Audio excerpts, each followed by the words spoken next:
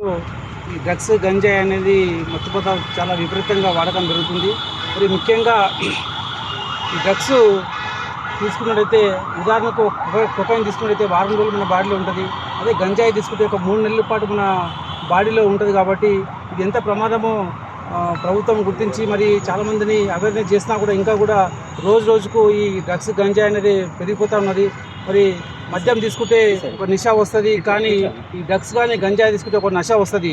ఈ నశకు అలవాటు పడిన వాళ్ళు మరి మానడం చాలా కష్టం. ఒకసారి నశకు పోతే మానతలేదు. కాబట్టి ఆ నశ వైపు అంటే డ్రగ్స్ గంజాయి అనే నశ వైపు చూడాల్సిన బాధ్యత ప్రభుత్వందే కాదు ప్రజలు అందరిది ఉంది. కాబట్టి మరి బీఆర్ఆర్ ఫౌండేషన్ సమాజ సేవే మన లక్ష్యం అని చెప్పి ఈ చెడు వ్యసనాలు చెడు అలవాట్లు ఏవైతే దూరం ఉంచాలి, మంచి అలవాట్లకు సమాజాన్ని మార్చాలని చెప్పి ఒక ఉద్దేశంతో నెలకొల్పి ఈ డ్రగ్స్ మరి గంజాయి మీద అట్లే ఆన్లైన్ బెట్టింగ్ వద్దు, ఆన్ గ్రౌండ్ గేమ్ వద్దు, అదే సైబర్ నేరాలకు కూడా దూరంగా ఉండాలని చెప్పి అందరికీ కూడా యువతకు విద్యార్థులందరికీ కూడా మేము పిలుపునిస్తూ ఉన్నాము.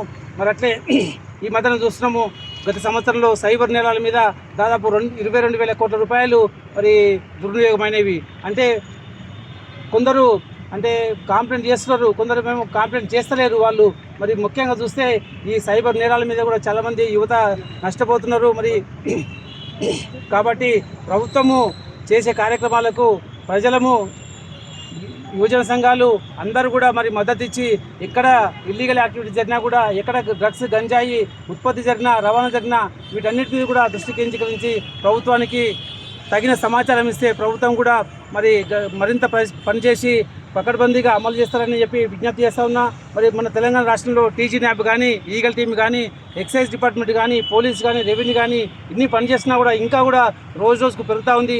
ఇది ఒక సామాజిక రుగ్మతగా తయారైంది. కాబట్టి ఎట్లయితే హరితార కార్యక్రమం చేపట్టినామో అట్లా పూర్తిగా ప్రజలు ప్రభుత్వం అన్ని విభాగాలు కలిపి పనిచేసినా కానీ ఈ డ్రగ్స్ గంజాయిని పూర్తిగా నిరోధించలేము. కాబట్టి అందరం కూడా ఈ దిశగా పనిచేయాలని చెప్పి నేను విజ్ఞప్తి చేస్తూ ఉన్నాను.